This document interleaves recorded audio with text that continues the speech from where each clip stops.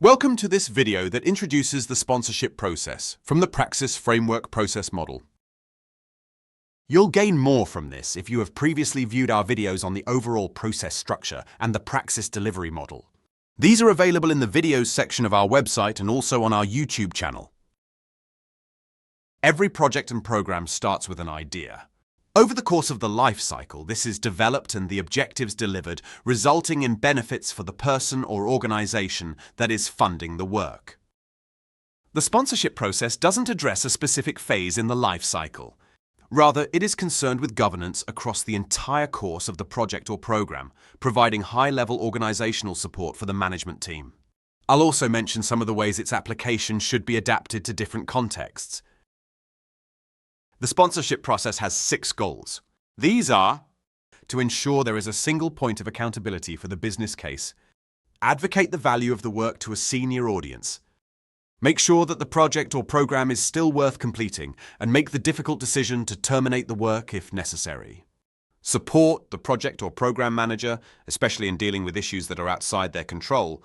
Oversee independent assurance that the work is being appropriately managed, and provide support to the team as and when necessary.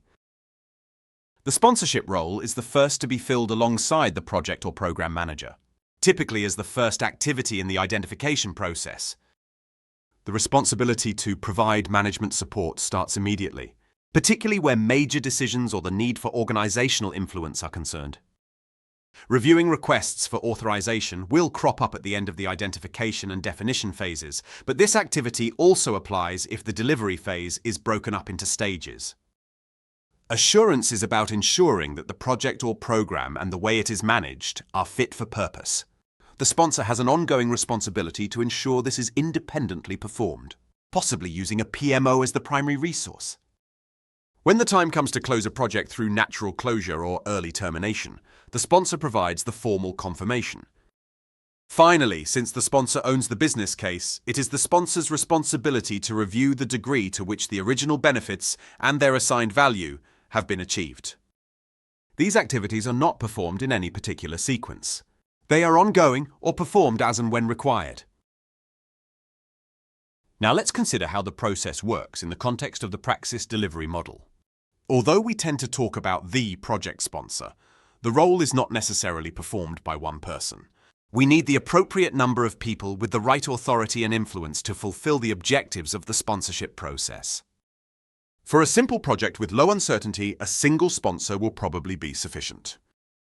As the scope increases, it will be necessary to increase sponsorship resources. A common approach is to have a 3 or more person board where each member focuses on a different aspect, and led by an executive sponsor who retains ultimate ownership of the business case. As we move into the realm of programs and portfolios, there may be a hierarchy of sponsors, where project sponsors report to program sponsors and so on. On the uncertainty axis, things are more nuanced.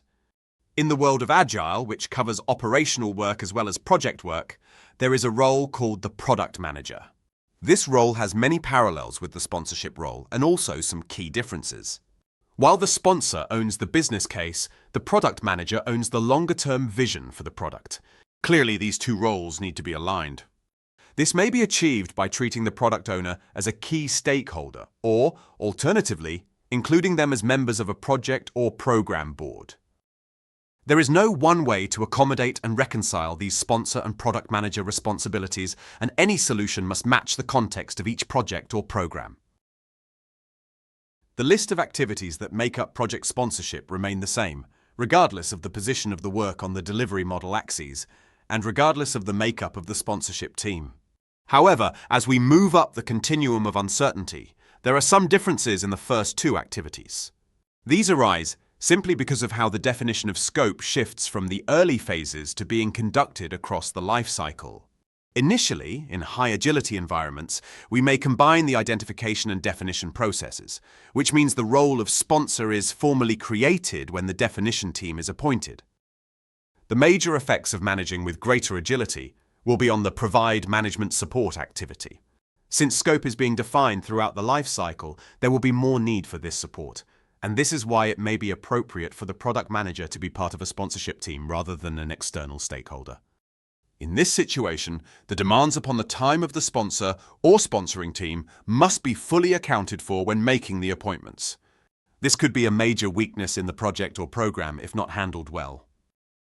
Points at which authorization is needed may be more frequent in a more agile project. The continual discovery of scope can lead to more decision points during delivery than when the main decisions are made early in the life cycle. High agility projects are more likely to experience significant pivots in direction than low agility projects. When it comes to overseeing assurance, confirming closure, and reviewing the business case, the principles remain the same, regardless of the degree of agility being applied. One final consideration is the fact that a single project or program does not always occupy a single location on the delivery model axis. It may be necessary to adjust the sponsorship team and their application of the process accordingly. This has been a quick introduction to the sponsorship process.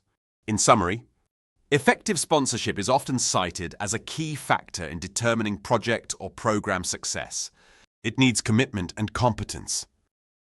The sponsorship process may be performed by an individual or a team, whichever is appropriate.